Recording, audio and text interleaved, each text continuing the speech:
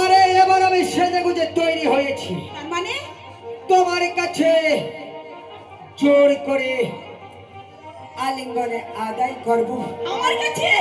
তারপরে এখান থেকে সোজা বাড়ি ফিরে যাব।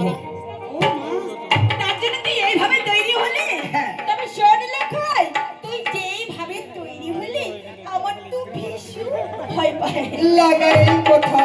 এবার আলিঙ্গন নেওয়ার আগে আমায় 5 মিনিট তো সময় দে। বেশ, তোমায় আমি 5 মিনিট সময় দিলাম। ঠিক আছে, আমি কি করব? এই 5 মিনিটের মধ্যে আমি আর জল নিয়ে যাব না।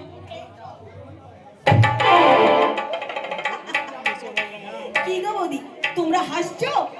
এত লোকের সামনে দিনের বেলা আমার গায়ে ধাক্কা মারলো, তোমাদের গায়ে ধাক্কা মারলো, তাই না মাসিমা?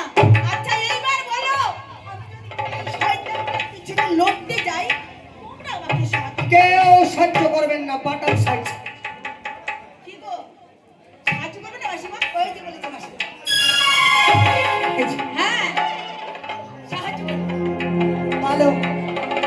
এবার বল, আমাদের মেয়েদের সংখ্যা বেশি আছে না তোমাদের ছেলেদের সংখ্যা বেশি? মেয়েদের সংখ্যাই বেশি। অনেক বেশি। এইখান থেকে এই অবধি, এইখান থেকে এই অবধি হ্যাঁ, সম্পূর্ণটাই মেয়ে ছেলে। এই তাহলে তো বুঝতেই পারছিস। ছেলে মাত্র এদিকে আমার 3টা বসে আছে, এখানে কয়েকটা মাত্র, ওইখানে 4টা মাত্র। তাহলে তো বুঝতেই পারছিস মেয়েদের কাছে না হেরে রাস্তাটা ছেড়ে এত সহজে নয়। তুই এখনো ছাড়বি না?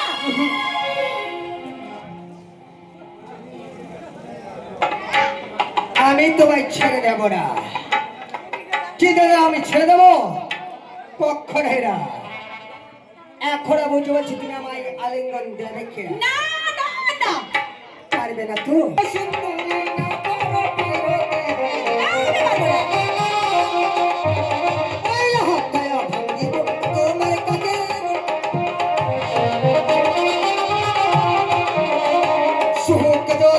সুন্দর না করো বিরতে লাহায়া ভঙ্গিব তোমার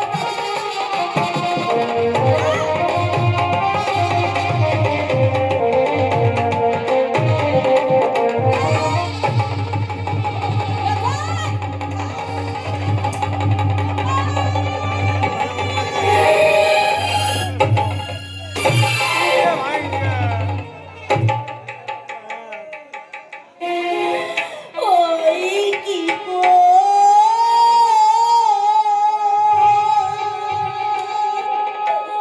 হরিলে আজি লখাইরে কি করি রে মরে।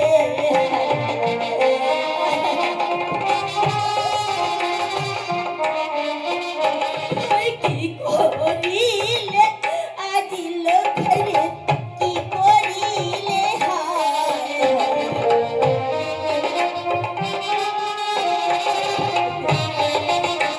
আরে কাদিয়া বলি বলো খাই তোর বাপ মায়ের ঠাই।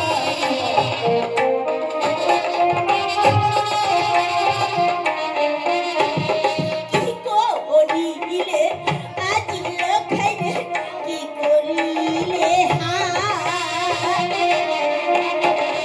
কাদিয়াই না বলি বলো খাই তোর বাপ মায়ের ঠাই।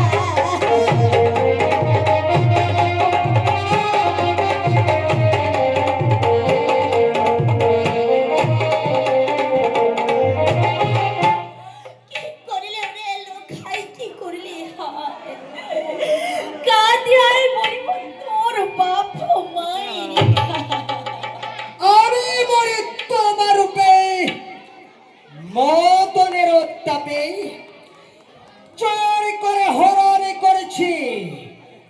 কি করবে আমার বাপে? ও উঠিল মদনের তাপ কন্যা, সহিত না পারে মাতা পিতাকে